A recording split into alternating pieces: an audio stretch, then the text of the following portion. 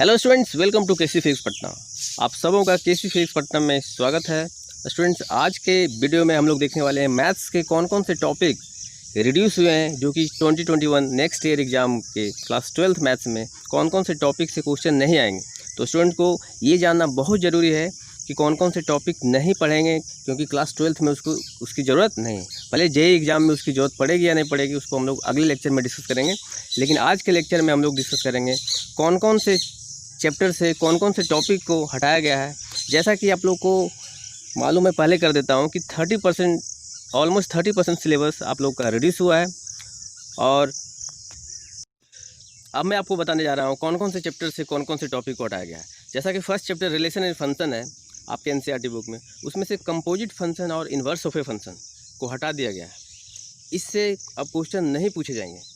Second chapter inverse trigonometric function से, जो कि ग्राफ पढ़ना था इन्वर्स ट्रिग्नोमेट्रिक फंक्शन का, उसको हटा दिया गया है। साथ साथ elementary properties of inverse trigonometric function, उसको भी हटा दिया गया है। तो एक बड़ा टॉपिक आप कह सकते हो, इस फर्स्ट चैप्टर से हटाया गया है।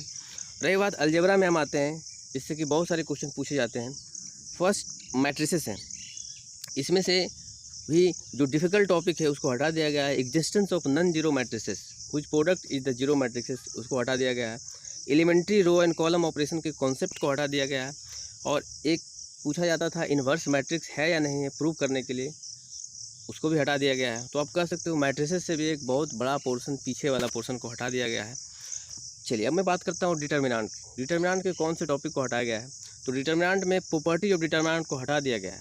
अब डिटर्मिनेंट के प्रॉपर्टी से क्वेश्चन नहीं आएंगे, हालांकि डिटर्मिनेंट के प्रॉपर्टीज आपको जानने बहुत ज़रूरी है, क्योंकि वहाँ से एक अच्छे क्वेश्चन भी बनते हैं।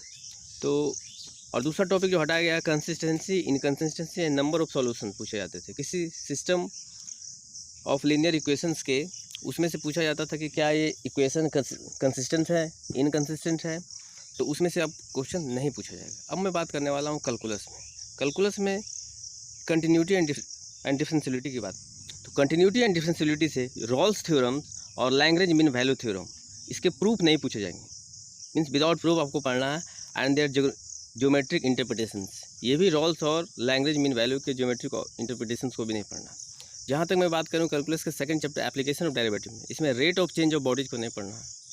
Usage of derivative in approximation, ये भी नहीं पढ़ने हैं।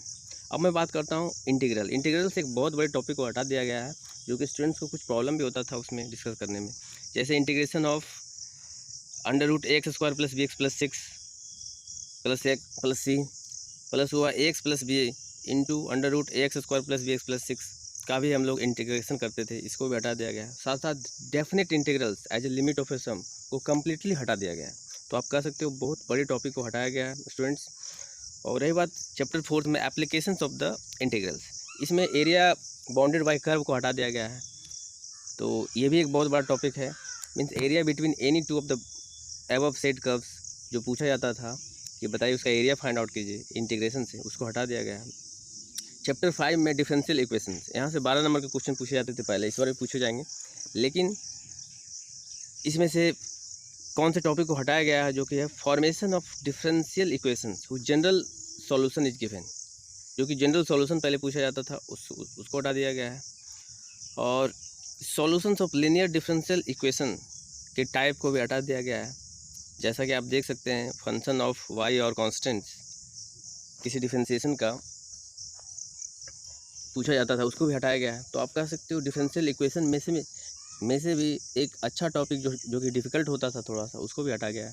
तो स्टूडेंट्स, आप लोग को ये ध्यान में रखा गया है कि डिफ़िकल्ट पोर्शन को हटा दिया गया है थोड़ा सा, क्योंकि स्टूडेंट्स के बर्डन को कम करने के लिए, क्योंकि इस लॉकडाउन समय में स्टूडेंट्स के पढ़ाई पे और उनके टाइम पे भी इफेक्ट पड़ा है, तो उसको ध्यान में रखते हुए चीज़ों को हटाया गया है। अब मैं बात करता हूँ वेक्टर्स और 3D की। वेक्टर्स में scalar triple product of the vector को हटा दिया गया है। हालांकि डबल प्रोडक्ट को पढ़ना है, दो वेक्टर के प्रोडक्ट को पढ़ना है, लेकिन ट्रिपल प्रोडक्ट के वेक्टर को हटा दिया गया है। जहाँ तक की बात है 3D ज्योमेट्री की, तो angle between two lines, angle between two planes, angle between a line and a plane, ये 3D से एक बहुत बड़े पोर्शन को हटाया गया है। तो आप अब इसको नहीं पढ़ना है आप लोग को। मीन्स 3D ज्योमेट्री से एंगल बिटवीन प्लेन्स, लाइंस और प्लेन के बीच में जो एंगल फाइंड आउट करना था, उसको अब सिलेबस से रिड्यूस कर दिया गया है। मीन्स 2020-21 के एग्ज़ाम में इनसे क्वेश्चन पूछे नहीं जाएंगे। पहले नेक्स्ट ईयर एग्ज़ाम्स में फिर से एक सिलेबस आएगा और 22 के लिए उसमें पढ़ा जाएगा। अब मैं बात करता हूँ last topic, linear programming. Linear programming से भी 6 मार्क्स के क्वेश्चन पूछे जाते थे। इसमें से भी mathematical formula of linear programming problem को, जो कि अनबाउंडेड रहता था, उसको भी हटा दिया गया है। तो आप कह सकते हो एक अच्छे, जो कि आसान है लीनियर प्रोग्रामिंग, यहाँ से हटाया गया है। तो इससे कोई फ़र्क नहीं पड़ता था स्टूडेंट्स को, एज पहले से ही ये टॉपिक काफ़ी आसान था और स्टूडेंट्स को यहाँ से मार्क्स अच्छा मिलता था। अब मैं बात करता हूँ प्रोबेबिलिटी से। तो प्रोबेबिलिटी एक बहुत ही डिफ़िकल्ट स्टूडेंट्स के लिए लगता है, क्योंकि यहाँ परमुटेशन एंड कम्बिनेशन का कॉन्सेप्ट आता था, जो कि जो स्टूडेंट्स क्लास 11th में परमुटेशन एंड कम्बिनेशन अच्छे से नहीं पढ़े होते हैं, उनको प्रोबेबिलिटी में प्रॉब्लम होता था। तो स्टूडेंट्स के लिए ध्यान में रखा गया। हालांकि एक बहुत बड़े पोर्शंस पढ़ना है, मीन एंड वेरिएंस को हटा दिया गया है। और तो आप कह सकते हो कि एक अच्छा, जो कि डिफ़िकल्ट थोड़ा सा लगता था प्रोबेबिलिटी से, उसको हटा दिया गया है। तो आप देख सकते हो पूरे सिलेबस में एक बार और नज़र दौड़ा करके कि कौन कौन से टॉपिक को रिड्यूस किया गया है। इन टॉपिक से इस बार क्वेश्चन नहीं पूछे जाएंगे, तो स्टूडेंट इसका ध्यान रखें। हो सकता है कि आप लोग इस टॉपिक को पढ़ लें और वो एग्ज़ाम में आए नहीं, तो एग्ज़ाम के टॉपिक को ध्यान में रखकर पढ़ाई करें और बने रहें स्टूडेंट। जैसा कि KC फिजिक्स पटना में आप सबों को मैथ्स और फिजिक्स का कंप्लीट कोर्स दिया जा रहा है इस लॉकडाउन समय में, तो आप लोग चैनल को सब्सक्राइब कर लें, ताकि आगे आने वाली वीडियो, जो कि हर दिन शूट होता है, उसको आपको वीडियो लेक्चर